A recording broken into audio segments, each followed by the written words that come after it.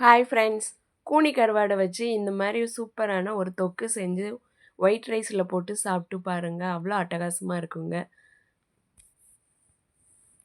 இந்த தொக்கு செய்கிறதுக்காக கூனி கருவாடை நல்லா ஒரு 4-5 டைம் வாஷ் பண்ணி எடுத்துக்கிறேன். ஏன்னா அதில் நிறைய மண் இருக்கும். அதனால் நல்லா வாஷ் பண்ணி எடுத்துக்கிறேன். பார்க்குறதுக்கு மண் இருக்கிற மாதிரி தெரியாது. ஆனால் நிறையா பொடி பொடி மண்ணாக இருக்குங்க. அதனால் நல்லா 4-5 டைம் வாஷ் பண்ணி எடுத்துக்கணும். நல்லா வாஷ் பண்ணி எடுத்துட்டு அதை ஒரு பாத்திரத்தில் சேர்த்து தண்ணியும் சேர்த்து ஒரு 10 மினிட்ஸ் நல்லா கொதிக்க விட்டுக்கணும். கொதிக்க விட்டோடனே தண்ணியிலேருந்து தனியாக ஃபில்டர் பண்ணி எடுத்து வச்சுக்கிறேன்.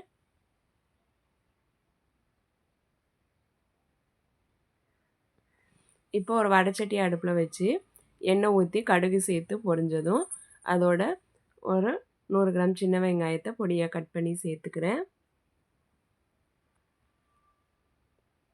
வெங்காயம் வதங்கட்டும்.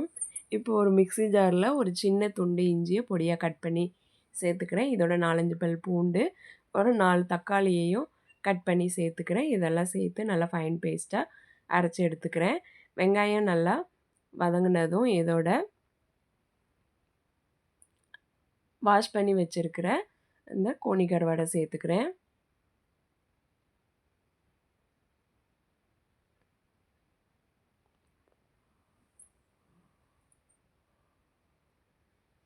சேர்த்து ஒரு 10 மினிட்ஸ் நல்லா எண்ணெயிலே வதங்க விட்டுருதேன்.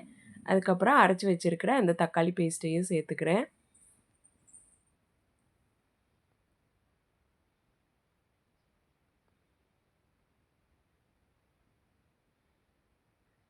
தக்காளி நல்லா வதங்கினதும் இதோட மசாலாக்காக மஞ்சத்தூள், மிளகாத்தூள், மல்லித்தூள், 1 ஸ்பூன் அளவு குழம்பு மிளகாய்த்தூள், தேவையான அளவு உப்பு சேர்த்து நல்லா மிக்ஸ் பண்ணி விட்டுக்கிறேன்.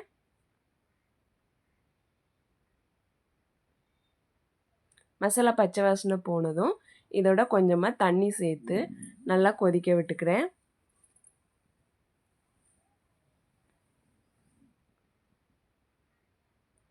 நல்லா கொதித்து இந்த மாதிரி எண்ணெய் பிரிஞ்சு வந்தோடனே கொத்தமல்லி எல்லாம் தூவி இறக்கிட வேண்டியதான். சூப்பரான கூனி கருவாடு தொக்கு ரெடி.